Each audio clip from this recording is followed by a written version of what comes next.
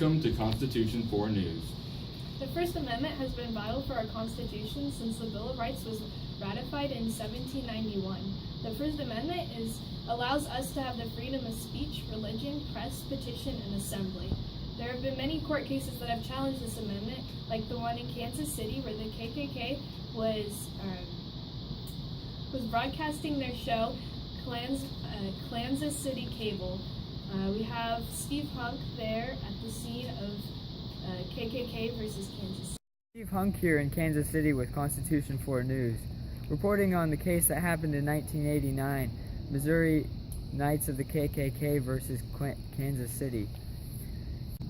The Missouri Knights were broadcasting a show called Kansas City Cable on public television to the community of Kansas City that was 95% black at the time. Reverend Emanuel Cleaver of Kansas City brought the case to the courts and demanded that the show be stopped. Unfortunately for the city and Emanuel Cleaver, they lost, and the KKK won, and they won because of their freedom of speech rights that they got in the First Amendment. This is Steve Hunk reporting for Constitution 4 News. Thanks, Steve. Another court case challenging the press. We have Carmen Sandiego on the scene with the United States versus the Progressives. I'm standing outside the courthouse in Milwaukee, Wisconsin, where the judge just ruled in favor of the United States versus Progressives case. In 1979, Howard Moreland wrote an article about the H-bomb secret for the Progressive magazine. He claims that he got all his information from tours that were all in public domain, but the United States Department of Energy claimed that some of the information he was going to publish was classified and sued him and the magazine.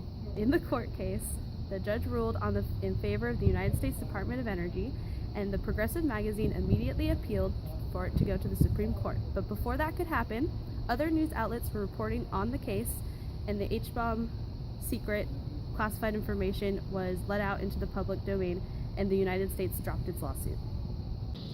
Thanks, Carmen. And now we have freedom of religion with the court case, Lane versus Northwest Indian Cemetery Protective Association, with Johnny Races at the scene. Okay.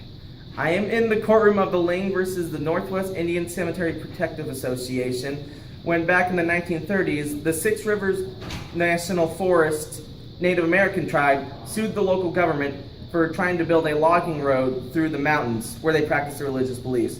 They sued the government under the belief of their First Amendment was being violated because they cannot practice their religious beliefs in the area when their logging road was being built. The ruling was that they couldn't build the road not because of their religious beliefs, but because the road would damage the local wildlife and trees.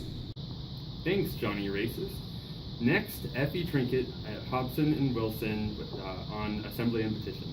This is Effie Trinket, reporting live from the starting point of the protest against the Vietnam War on Saturday, November 15, 1969.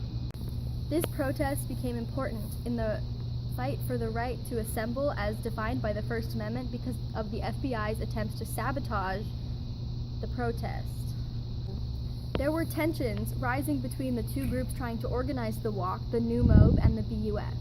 The FBI sabotaged this protest by sending incriminating pamphlets and letters through each organizer. A few months after the walk took place, the FBI office was burglarized and the information of what they had done leaked. As a result, a few of the members of the BUF and the New Mob sued the FBI for injury to their right to protest. After 12 years of fighting with a very good attorney, they finally won and got millions of dollars. Thanks, Effie, for that report on the Hobson versus Wilson case. The First Amendment is so important in our Constitution. It allows us to have the freedom of religion, press, assembly, petition, as well as speech. This allows us to freely speak our opinions and ideas without fear of the government stepping in or being incarcerated for doing so. This has been all for Constitution 4 News. See you next week with The Right to Bear Arms.